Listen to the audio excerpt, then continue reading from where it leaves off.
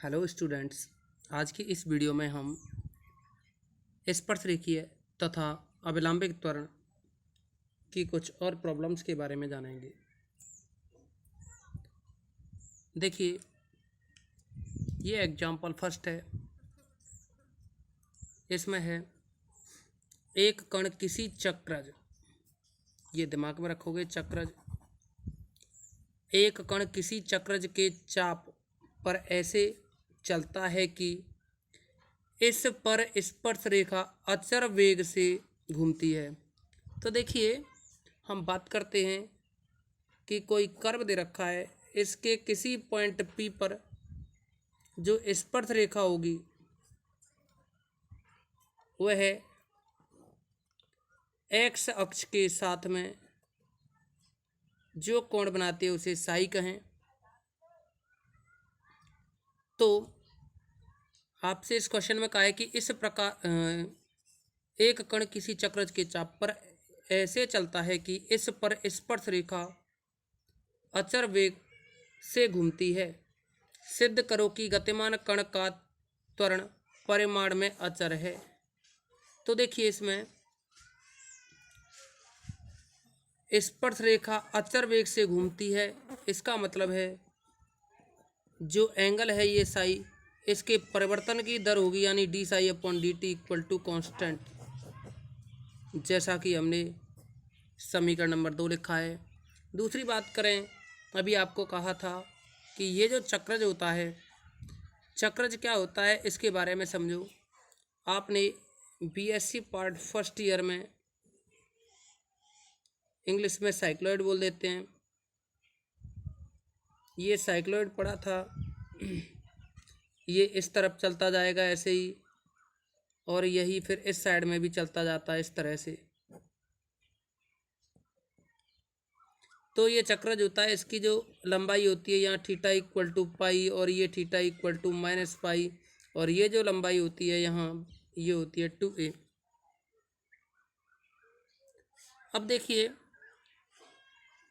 नए रूप में जो समीकरण होता है चक्रज का वो होता है s equal to 4a sine psi. तो हमने लिखा, यहाँ कहा है कि एक कण किसी चक्रज के चाप पर ऐसे चलता है कि, तो देखिए हमने लिखा माना, हम जानते हैं कि चक्रज का नैज समीकरण s equal to 4a sine psi, ये नैज समीकरण होता है। नैज क्या है? नैज के कई फॉर्म होती हैं व्यक्त करने के लिए। जैसे आप कार्तीय रूप पढ़ते हो, कार्तीय रूप में एक्स वाई चलता है, कार्तीय रूप में केवल एक्स वाई की चर्चा होगी। आर थीटा हो तो ये ध्रुवीय रूप होता है, और एस कोई चाप की लंबाई है, साई चाप एस पर या चाप एस के किसी बिंदु पर खींची गई स्पर्श रेखा द्वारा एक्स अक्ष की धन दिशा से बना कोण है। तो एस और साई में जो रिलेशन होता है वो नैज समीकरण कहलाता है। एक और होता है पदिक समीकरण। पदिक समीकरण के लिए P और R में जो समीकरण होता है वो पदिक समीकरण कहलाता है। तो इसीलिए यहाँ देखिए, चक्रज का जो नैज समीकरण है वो है s equal to 4a sine psi, और आपके लिए दे रखा है कि स्पर्श रेखा अचर वेग से घूमती है, यानी जो साई एंगल है उसमें परिवर्तन की दर, ये जो स्पर्श रेखा है ये अचर वेग से घूम रही है, तो यानी ये जो कोण बना हुआ है साई, इसके परिवर्तन की दर जिसको हमने कहा है सी अचर, ये दे रखा है अचर वेग से घूमती है, यानी d psi upon d t equal to c है, यानी अचर है। तो ये समीकरण 1 और 2 दे रखे हैं। अब देखिए, आपसे जो पूछा है वो है सिद्ध करो कि गतिमान कण का त्वरण परिमाण में अचर होता है। जो त्वरण होता है ना उसको अचर सिद्ध करना है। देखिए, आप लोगों को बताएं कि जो त्वरण का फॉर्मूला होता है, त्वरण यही कहा है यहाँ, त्वरण परिमाण में अचर है, तो त्वरण का जो परिमाण होगा अंडर रूट में d2, यानी स्पर्शरेखीय त्वरण का वर्ग प्लस अभिलंबित त्वरण का वर्ग, तो d2s अपॉन dt का square plus v square upon rho का स्क्वायर। तो हम क्या करना चाह रहे हैं, यहाँ d2s अपॉन dt निकालेंगे और v स्क्वायर अपॉन रो इसकी वैल्यू निकालेंगे। तो ये दो चीज़ें निकालनी है हमें। अब देखिए, यहाँ क्या है कि आप लोगों को जो बीएससी पार्ट फर्स्ट ईयर में पढ़ चुके थे कैलकुलस में, उसके कुछ फॉर्मूले याद रखने होंगे। जैसे वक्रता त्रिज्या रो है, उसका फॉर्मूला, नैज समीकरण है s equal to 4a sine psi, ये भी याद रखना होगा नैज समीकरण। तो देखिए, ये जो समीकरण 1 है इसका टी के सापेक्ष अवकलन करने पर ये बनेगा एस का d s upon d t 4a sine psi का कॉस साई और साई का टी के सापेक्ष d psi upon d t. और देखिए साथ ही d psi upon d t क्या है यहाँ सी, तो d psi upon d t की वैल्यू सी लिखेंगे तो ये बन जाएगा 4ac कॉस साई। अभी ये v है, अब इस वेग का दोबारा अवकलन करें तो d v upon d t कह दो या d two s upon d t square कह दो,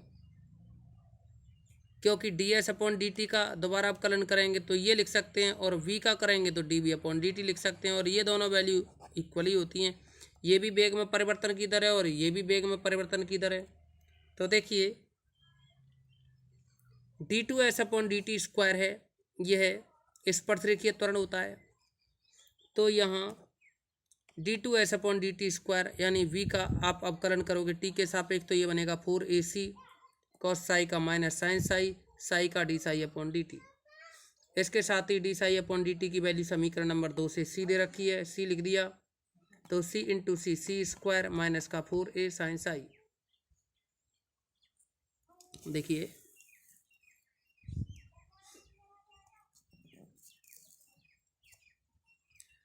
D psi upon d t की वैल्यू सी लिखी, सॉरी यहाँ चल रहे थे हम, minus 4ac sine psi d psi upon d t और इसकी वैल्यू सी लिख दी यहाँ।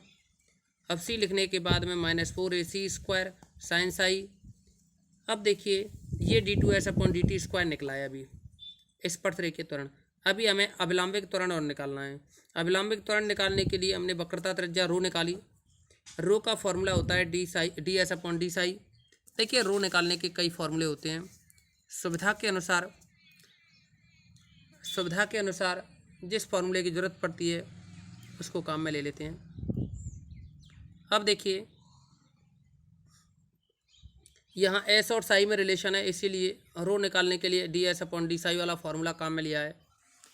अब एस की वैल्यू आपके पास है ही, देखिए समीकरण 1 में s equal to 4a sine psi है, तो आप रो निकालोगे यहाँ rho equal to d s upon d psi. तो एस का साई के सापेक्ष करना है, तो एस का साई के सापेक्ष करेंगे तो 4a साइन साई का कॉस साई, तो ये रहा 4a कॉस साई। अब देखें इसमें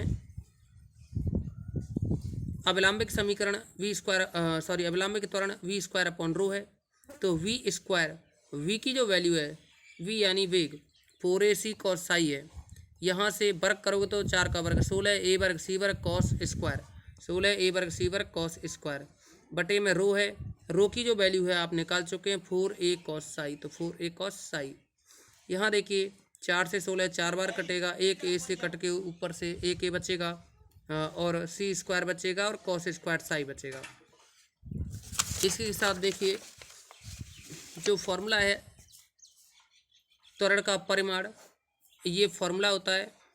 यहाँ देखिए d two s upon d t square की जो वैल्यू है d two s upon d t square का स्क्वायर है, तो यानी ये जो टर्म है d two s upon d t square ये वाली, इसका वर्ग करोगे तो क्या आएगा 4 का वर्ग 16, a का वर्ग यहाँ एक बार लिख देते हैं minus 4ac square sine Sai, minus 4ac square sine Sai इसका स्क्वायर, फिर प्लस v स्क्वायर अपॉन रो है। v स्क्वायर अपॉन रो की वैल्यू हम पहले निकाल चुके हैं।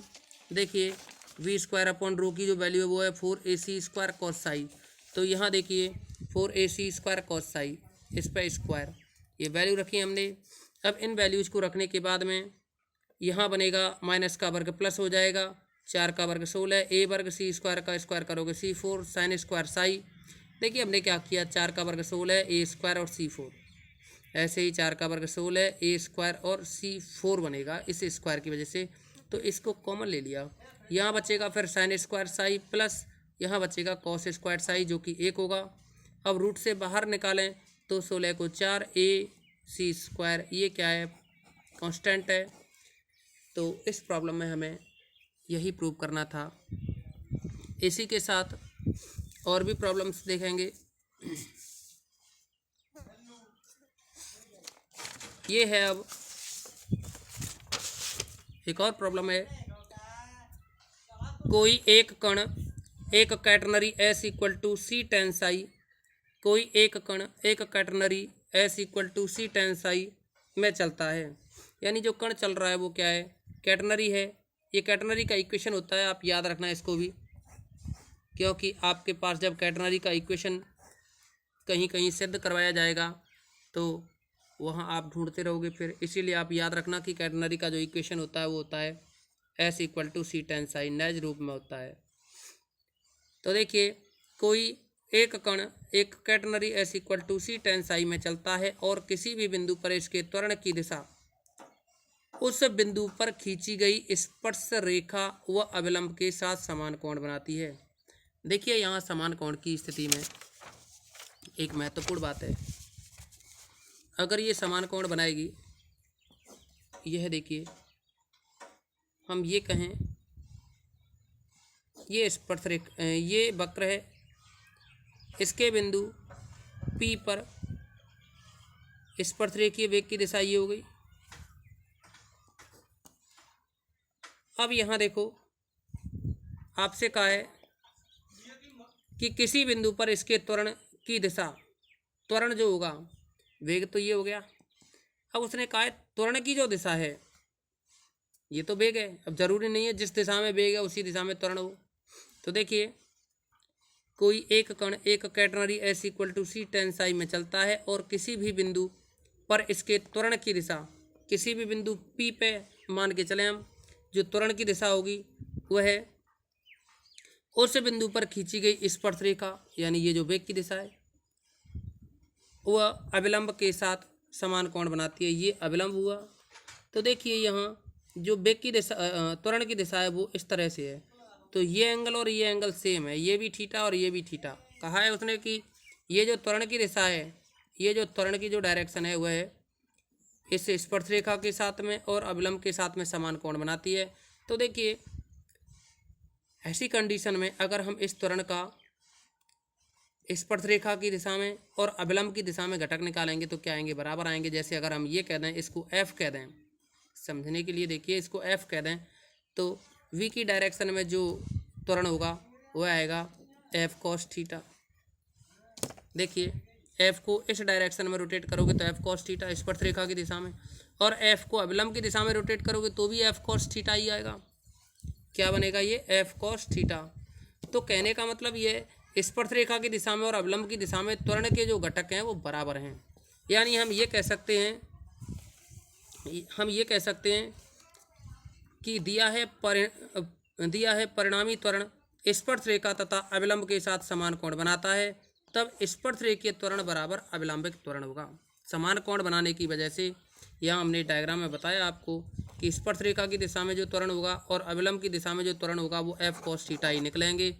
उन F cos थीटा निकलने का मतलब हुआ कि दोनों ही डायरेक्शन में त्वरण समान होगा। तो अब देखेंगे आप लोग, यहाँ का है कि किसी, देखिए एक बार और रिवाइज कर देते हैं, कोई एक कण एक catenary S = C tan psi में चलता है और किसी भी बिंदु पर इसके त्वरण की दिशा उस बिंदु पर खींची गई स्पर्श रेखा वो अविलंब के साथ समान कोण बनाती हैं। यदि शीर्ष पर psi = 0, वेग u हो। देखिए, हम आपको बताएं, कैटनरी का जो टॉपिक है आपके लिए, स्टैटिक्स की जो न्यू बुक ऐड हुई है अब सिलेबस में, उसमें पूरा एक चैप्टर दे रखा है, पूरा एक चैप्टर दे रखा है। और कैटनरी का जो डायग्राम होता है वो कुछ इस तरह से रहेगा।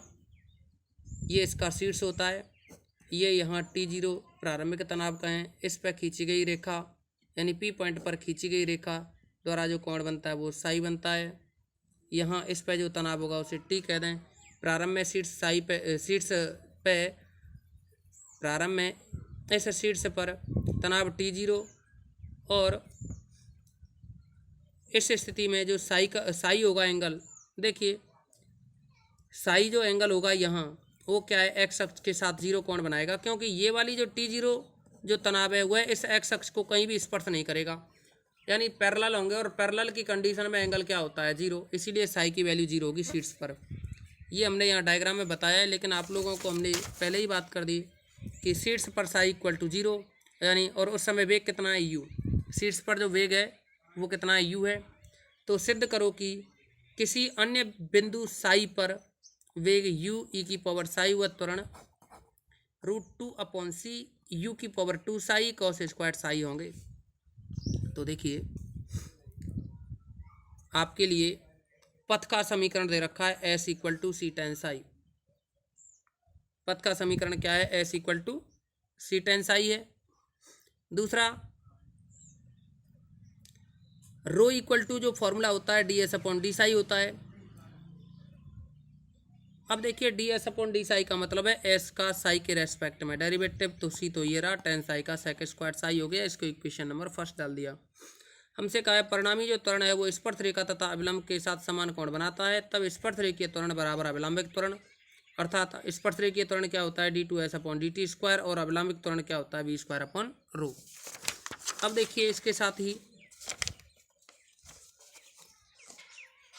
d2s upon d t square को, यानी ये जो त्वरण है इसको लिखने का दूसरा भी तरीका बताया, v dv upon D S कह सकते हैं, और ये v स्क्वायर अपॉन रो है। रो की वैल्यू क्या है? ds upon d Sai.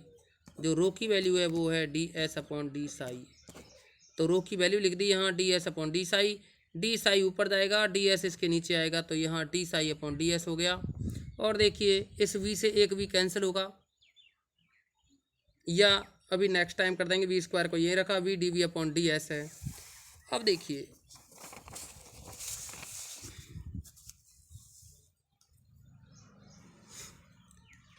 यहाँ से एक v से एक v कैंसिल होगा, और जो एक v बचेगा उसको यहाँ ला सकते हैं इसके dv के नीचे, और ds से ds हट जाएगा, डी साई इधर ही रहने दें। जैसे इसका इंटीग्रेशन करेंगे तो dv अपॉन डी और ये डी साई, देखिए dv अपॉन v का तो होगा log v, डी साई का साई प्लस का कांस्टेंट। अभी आपसे कहा था प्रारंभ में साई इक्वल टू जो 0 है, तब वेग का मान दे रखा है u, तो देखिए v की जगह तो u लिख देंगे log u, साई की जगह 0, ये c, तो c इक्वल टू आया log u। अब देखिए इस मान को समीकरण 3 में रखें तो ये बना log v equal to psi plus c की जगह है log u। अब log u को v के साथ लाएं, log v minus log u equal to psi, यहाँ log m minus log n, तो log m बटे n होगा, यानी log b बटे u होगा, इक्वल टू में साई। यहाँ से log को हटाएं, log इधर जाएगा राइट साइड में, तो e की पावर साई बन जाएगा। क्या बना ये? log को हटाओगे तो ये आ जाएगा e की पावर साई, और ये रहा v अपॉन u। v निकालेंगे तो ये u इधर चला जाएगा, u e की पावर साई। तो देखिए आपसे एक तो वेग निकलवाया था u e की पावर साई, दूसरा का है परिणामी त्वरण। तो देखिए परिणामी त्वरण के लिए क्या करेंगे, फॉर्मूला ये आपको पहले भी बताया पिछले क्वेश्चंस में। देखिए परिणामी त्वरण होता है square root of d2s upon d t square का square plus v square upon rho का स्क्वायर। अच्छा अब देखेंगे इसके बाद में जो त्वरण है, देखिए समीकरण 1 में कहा था कि d2s upon d t square की जो वैल्यू है वो है v स्क्वायर अपॉन रो के, यानी क्वेश्चन में कहा है कि स्पर्शरेखीय जो त्वरण है वो अभिलंबिक त्वरण के बराबर है। तो हमने क्या किया, यहाँ जो d2s upon d t square है उसकी जगह भी v स्क्वायर अपॉन रो लग दिया, और यहाँ भी v स्क्वायर अपॉन रो। अब देखिए जब ये v स्क्वायर अपॉन रो हो गया तो v स्क्वायर अपॉन रो का square, v square upon rho का स्क्वायर, दोनों को जोड़ेंगे तो 2 गुना हो जाएगा, 2 गुना में v स्क्वायर अपॉन रो का स्क्वायर। अब इस 2 को बाहर निकालो रूट से, तो √2, और v स्क्वायर अपॉन रो है, ये स्क्वायर की वजह से रूट से बाहर निकल आएगा। अब देखिए v की जो वैल्यू है, यहाँ √2 तो लिख ही दिया, v की जो वैल्यू है थोड़ी देर पहले हम निकाल चुके हैं v की वैल्यू। देखिए v is equal to u e की पावर साई है समीकरण नंबर 4 से, तो v इक्वल टू कितना है, u e की पावर साई, u e की पावर साई, लेकिन स्क्वायर है तो u स्क्वायर e की पावर 2 साई हो जाएगा। दूसरा रो की जो वैल्यू है ये भी निकाल चुके हैं हम, rho equal to c sec square psi, ये समीकरण नंबर फर्स्ट या सेकंड कोई, ये जो समीकरण है फर्स्ट वाला था, rho equal to c sec square psi first है, तो देखिए सी सेक स्क्वायर साई लिख दिया। अब यहाँ देखो √2 u स्क्वायर अपॉन सी ई की पावर 2 साई, और सेक स्क्वायर को ऊपर ले जाएं कॉस स्क्वायर साई, यही रहा त्वरण। तो देखिए उम्मीद करते हैं आप लोगों को इस वीडियो में जो भी समझाया है अच्छी तरह से समझ में आया होगा। अब देखिए नेक्स्ट वीडियो में हम कुछ और भी इसकी प्रॉब्लम्स की चर्चा करेंगे। इस वीडियो में बस इतना ही।